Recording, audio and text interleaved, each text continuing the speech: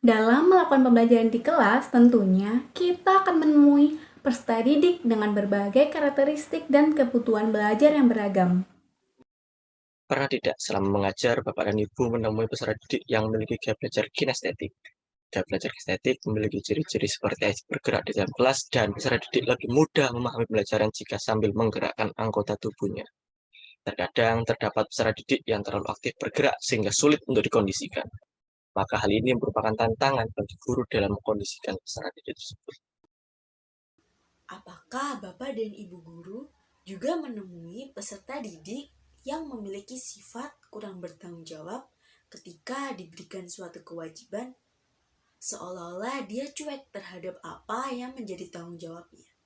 Saat pembelajaran juga cenderung menjadi peserta didik yang idle. Idle di sini dalam artian di saat teman-temannya aktif bertanya dan menjawab, tapi dia hanya mengamati dan diam saja. Kami punya tips untuk menghandle peserta didik yang memiliki sifat atau karakter yang telah dijelaskan sebelumnya. Berikut beberapa tips yang dapat kami bagikan kepada Bapak dan Ibu guru sekalian. Tips yang pertama, kenali karakteristik peserta didik. Mengenal karakteristik peserta didik merupakan salah satu kompetensi yang harus guru miliki. Dengan mengenali karakteristik peserta didik seperti minat, gaya belajar, dan kondisi emosi, kita dapat merancang pembelajaran sesuai dengan karakter mereka, sehingga tepat dalam melakukan pelayanan yang optimal. 2. Membuat kesepakatan kelas. Dalam membuat kesepakatan kelas, dibutuhkan keterlibatan antara guru dengan peserta didik untuk saling menyepakati bagaimana kondisi kelas yang diinginkan. Adanya kesepakatan kelas akan memandu peserta didik untuk senantiasa disiplin dan komitmen terhadap kesepakatan yang telah disepakati bersama. 3. Simulasikan konsep materi dengan contoh nyata di kehidupan sehari-hari. Pembelajaran dapat disimulasikan seolah-olah anak sedang mengalaminya secara langsung. 4. Gunakan alat peraga atau melakukan eksperimen.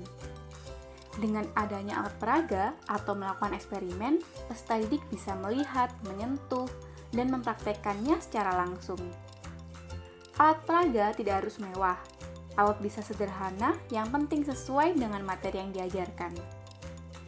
5. Tugas berupa karya nyata dan proyek. Melalui Project Based Learning atau PJBL, peserta didik di akhir tugas menghasilkan sebuah produk.